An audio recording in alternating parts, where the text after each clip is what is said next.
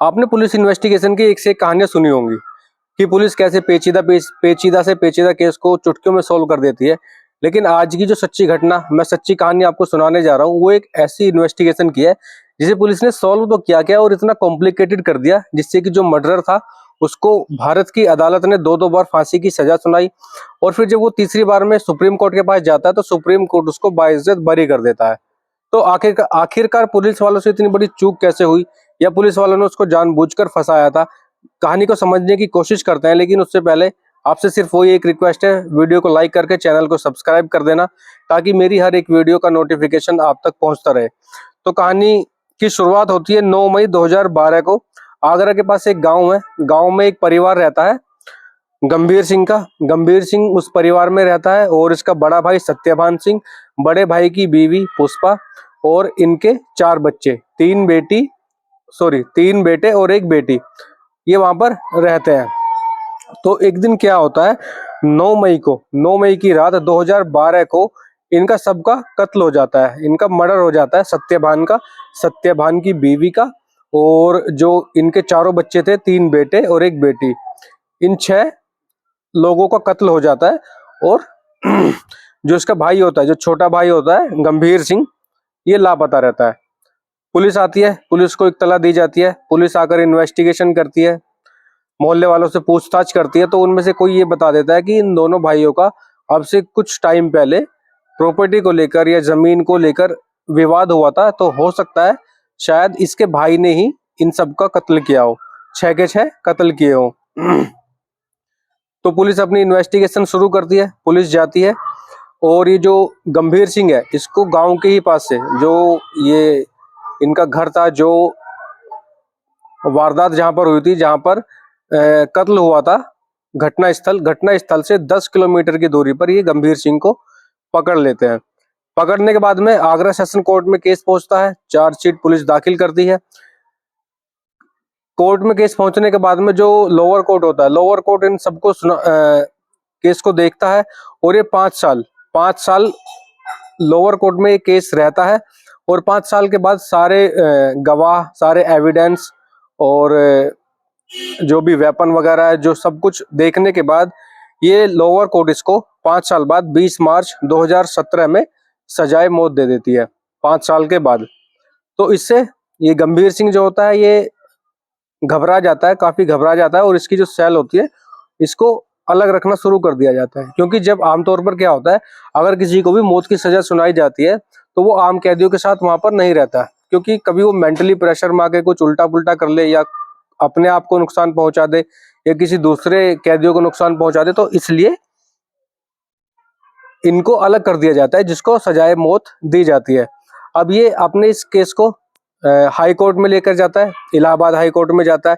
Allahabad high court में भी ये केस 2 साल तक पेंडिंग रहता है, 2 साल तक इसकी सुनवाई चलती है। और 2 साल के बाद में 9 जनवरी 2019 को इलाहाबाद हाई कोर्ट ये बोलता है कि जो लोअर कोर्ट ने फैसला सुनाया था सजाए मौत का, फांसी का, वो सही फैसला था और वो बरकरार रहता है, और ये इसकी मौत की सजा बरकरार रहती है, इसको मौत की सजा ही दी जाएगी। अब जो गंभीर सिंह था, सिर्फ उसके पास एक ऑप्शन था सुप्रीम कोर्ट का। वो सुप्रीम कोर्ट जाता है। सुप्रीम कोर्ट में जाने के बाद में सुप्रीम कोर्ट में 3 जजों की एक बेंच बैठती है। जज होते हैं विक्रम सिंह, संजय करोल और संदीप मेहता। तीनों जजों की एक बेंच बैठती है, तीनों देखते हैं केस को, पढ़ते हैं। केस को पढ़ने के बाद में वो इस गंभीर सिंह को बाइज्जत बरी कर देते हैं। वो बरी क्यों करते हैं मैं आपको बताऊंगा आगे चल के। देखते हैं वो 4 रीजन थे, 4 रीजन जिसकी वजह से सुप्रीम कोर्ट ने पुलिस वालों को फटकार लगाई, आगरा पुलिस को फटकार लगाई और गंभीर सिंह को बरी कर दिया। तो पहली वजह मोटिव। सुप्रीम कोर्ट ने पुलिस वालों से पूछा कि इसका मोटिव क्या था मर्डर करने का, क्योंकि जब कोई मर्डर करता है उसका सबसे मेन बात होती है मोटिव क्या होता है। मोटिव कि उसका मकसद क्या है, उसको फायदा क्या होगा मर्डर करके, उसको क्या मिल जाएगा मर्डर करके, ये सब कुछ मोटिव पहले देखा जाता है। तो पुलिस वालों ने बताया था दरअसल जब ये घटना हुई थी 9 मई 2012 को, इससे 2 साल पहले 2010 को इनकी माँ का भी कत्ल हो जाता है, और माँ का कत्ल के इल्जाम में ये दोनों भाई जेल जाते हैं। सत्यभान और गंभीर सिंह। जेल जाने के बाद में ये अपनी माँ को मतलब किसी प्रॉपर्टी के विवाद में मार देते हैं और जेल चले जाते हैं। जेल जाने के बाद में इनका जो बड़ा भाई होता है सत्यभान और ये छोटा भाई होता है गंभीर सिंह, पहले जमानत हो जाती है, पैसे वैसे भर के इसकी सत्यभान की मुचल का भर के जमानत हो जाती है। और दूसरा जो छोटा भाई रह जाता है गंभीर सिंह, इसको फिर बड़ा भाई जब बाहर निकल जाता है तो छोटा भाई बोलता है मुझको भी छुटाओ भाई, और ये बोलता है बड़ा भाई इसको कि ठीक है मैं छुटाता हूँ। ये जो इस छोटे भाई के नाम जो जमीन होती है गंभीर सिंह के, उस जमीन का टुकड़ा अपनी बीवी के नाम कर देता है और उसको पैसे लाकर दे देता है, लेकिन उसको झूठ बोल देता है कि मैंने तेरी जमीन बेच दी है। और जब ये बाहर आता है निकलकर तो इसको पता लगता है कि इन्होंने जमीन बेची नहीं है, मेरी जमीन को अपनी पत्नी के नाम कर दिया है, जिससे वो काफी गुस्सा हो जाता है और दोनों भाइयों के बीच में लड़ाई हो जाती है। तो ये पुलिस वालों ने सुप्रीम कोर्ट को एक मोटिव बताया कि जिससे ये गंभीर सिंह तिल मिला गया था और ये इसको गुस्सा इतना आया कि इसने अपने भाई के बच्चों को और अपने भाई का कत्ल कर दिया। तो सुप्रीम कोर्ट बोलता है इसको कि ये मोटिव पूरा पुख्ता नहीं है, आपने ना ही कोई रिपोर्ट पेश की है कि इसकी वाइफ के नाम जो इसने जमीन की बात हुई थी वो कोई कागज पेश करो। सुप्रीम कोर्ट ने पुलिस वालों को बोला कि कागज पेश करो, कोई रजिस्ट्री का कागज कि वो जमीन उसकी वाइफ के नाम हुई थी या नहीं हुई थी, कि आपने कहानी बना दी ऐसी और कहानी बनाने के बाद में आपने बता दिया इसका कोई सबूत हो। तो पुलिस वाले इधर उधर देखने लगते हैं, उनके पास कोई सबूत नहीं होता है, ना कोई रजिस्ट्री का पेपर होता है और ना ही उसकी जो वाइफ होती है उसके नाम पर कोई जमीन का कागज होता है, क्योंकि वो जमीन कभी भी उसकी वाइफ के नाम हुई नहीं थी। बस पुलिस ने अपनी चार्जशीट में ऐसे ही लिख दिया था कि जमीन उसने अपनी वाइफ के नाम कर दी है। दूसरा, सुप्रीम कोर्ट उन पुलिस वालों से पूछती है कि कोई चश्मदीद गवाह आपने इसमें लिखा रिपोर्ट में। तो पुलिस वाले बोलते हैं कि सर ये मर्डर करके भाग चुका था और हम इसको पास के ही रेलवे स्टेशन से पकड़ कर लेकर आए हैं, जिसमें इसके ब्लड में कपड़े भी सने हुए थे। और तो सुप्रीम कोर्ट बोलती है कि ऐसा नामुमकिन है, क्योंकि जब कोई इंसान मर्डर करता है तो मर्डर करने के बाद में वो सबसे पहले अपने कपड़े चेंज करता है और कपड़े चेंज करने के बाद में वो कहीं जाता है, क्योंकि उसके मन में डर होता है कि कभी कोई मुझे देख लेगा तो बात ज्यादा बढ़ जाएगी। और आप ऐसे बोल रहे हो कि ये मर्डर करा इसने, 6 मर्डर करे, 6 मर्डर करने के बाद में ये 10 किलोमीटर दूर अपने घटना स्थल से एक रेलवे स्टेशन पर चला गया और वहां जाकर ऐसी ट्रेन का वेट करता रहा और आपने जाके इसको बड़ी आसानी से पकड़ लिया। तो सुप्रीम कोर्ट को चश्मदीद गवाह जो गवाह होता है ना ही कोई उसका सबूत मिला। तीसरा, वेपन। सुप्रीम कोर्ट ने पुलिस वालों से पूछा कि आपने ये जो 6 कत्ल हुए हैं, ये जो मर्डर हुए हैं, इनका जो वेपन है वो क्या वेपन है, किसका मर्डर किस कैसे हुआ है, कुल्हाड़ी से हुआ है या कटारी से हुआ, कैसे हुआ है। तो पुलिस वाले नाकाम हो जाते हैं वेपन को बताने में भी कि किसका मर्डर किस तरीके से हुआ, कैसे हुआ है। तो और चौथी सबसे बड़ी वजह, सुप्रीम कोर्ट पूछती है कि एविडेंस का आपने क्या किया।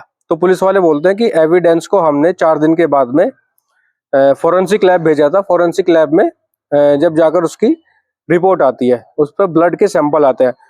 तो पुलिस वाले बोलते हैं कि हमने 4 दिन तक खुले में ही रखे। इस पर सुप्रीम कोर्ट बोलता है कि आपने एविडेंस के साथ कोई छेड़छाड़ की हो या एविडेंस का मिसयूज हुआ हो, कोई भी आए हाथ लगाए और चला जाए, क्योंकि जो मर्डर था वो आपकी कस्टडी में था, आप कभी भी उसके फिंगरप्रिंट ले सकते थे वेपन पर। तो उन्होंने वेपन के साथ भी छेड़छाड़ की या नहीं की, लेकिन उसको सुरक्षित नहीं रखा, उसको ऐसे ही खुले में छोड़ दिया।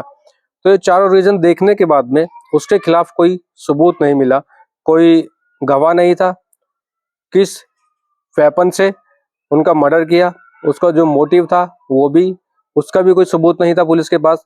तो इन सारे सबूतों के अभाव में पुलिस कुछ नहीं कर पाती है और सुप्रीम कोर्ट इस गंभीर सिंह को पूरे 12 साल बाद यानी कि 28 जनवरी अब 2025 को फैसला सुनाती है कि ये बेकसूर है और इसको छोड़ दिया जाता है।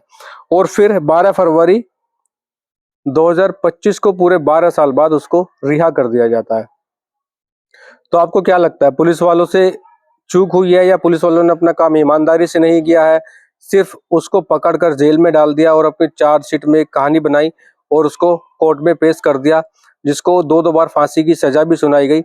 और जब वो सुप्रीम कोर्ट पहुंचता है तो सबूत पूरे नहीं थे। तो कमेंट में करके बताइए कि इसमें पुलिस वालों की लापरवाही थी या क्या था। और मिलता हूँ मैं आपसे अगली वीडियो में। आज अभी के लिए इतना ही, तब तक के लिए जय हिंद जय भारत।